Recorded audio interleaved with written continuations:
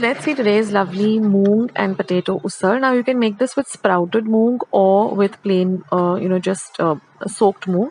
So watch the video till the end. I'll show you how to sprout the moong. So once the moong is sprouted, just put it into a pressure pan in a vessel like this. Don't add water to the vessel, only to the pan, and cook it for 2 whistles on high and then switch the cooker off.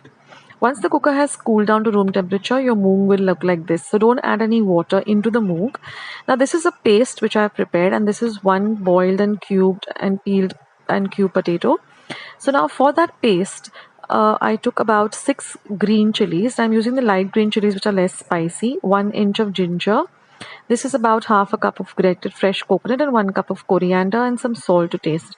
So I just added all of that to the mixer and made it into a nice paste like this. So it shouldn't be very smooth or very coarse, just of this consistency, so that everything is mixed well together. So now in my pan, I'm going to add 1 tablespoon of oil. Once the oil is nice and heated, I'm going to add half a teaspoon of mustard seeds, that is mohori or rye. Once the mustard seeds begin to splutter, I'm going to add 1/4 teaspoon of haldi powder or turmeric powder, followed by half a teaspoon of asafoetida or hing.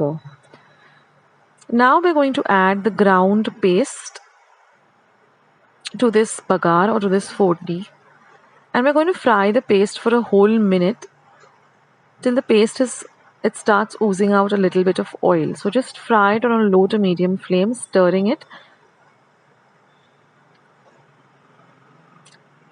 Now this usal is really delicious, and you can have this with puri or with rice, chapatis, even with pav. It tastes amazing.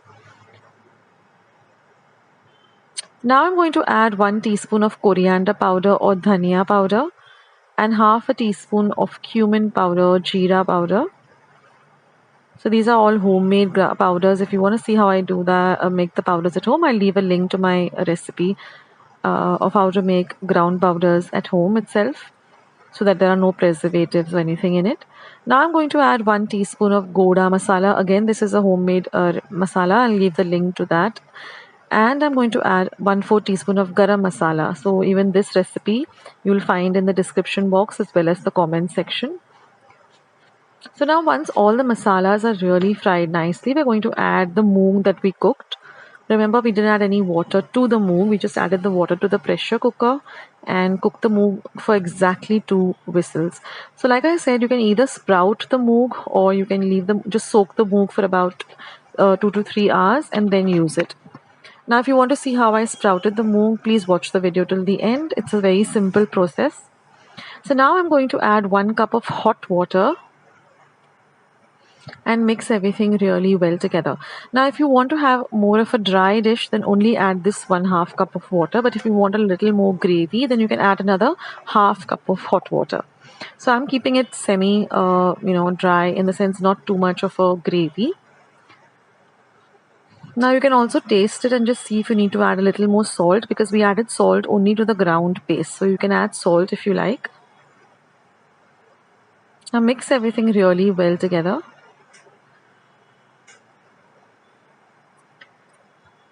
So now I'm going to add just about 1 teaspoon of jaggery or gur. Now if you don't use jaggery in your cooking, you can also add sugar. Just a little bit, maybe just a pinch of sugar. And now we're going to add this boiled, peeled and cubed potatoes. So what I do is I take the potatoes, wash them well and put them in my pressure pan for 1 whistle on high with some water in it. And then I simmer it for about 5 minutes, put the pressure pan off, and once it cools down, I remove the potatoes, let them cool down a little and then peel them and cube them. And now we're just going to cover and cook this on a low flame for 3 minutes. And you can see that our usal is all ready. You can also squeeze some lime juice on top of this, and it goes very well with pav, bread slices, puri or rice. So do try out this recipe, guys, and let me know how you like it. And for those of you who want to know how I sprout the moong, you can watch the remaining part of this video. So what I do is I take about 1 vati of moong. I wash it very well under water, and then I soak it in about 3 cups of water overnight or for 8 hours. Then I remove all the water and keep it aside again for another 8 hours, and then you'll see that it sprouts. So if you want more sprouts, you want to sprout more, just keep it for another half a day. and you'll get nice sprouts. So I hope you enjoyed watching today's video. I hope you do give this recipe a try. Do leave your comments in the comment section below, and I'll catch you in my next video sooner than you think. This is Akshata signing off. Take care, guys. Bye.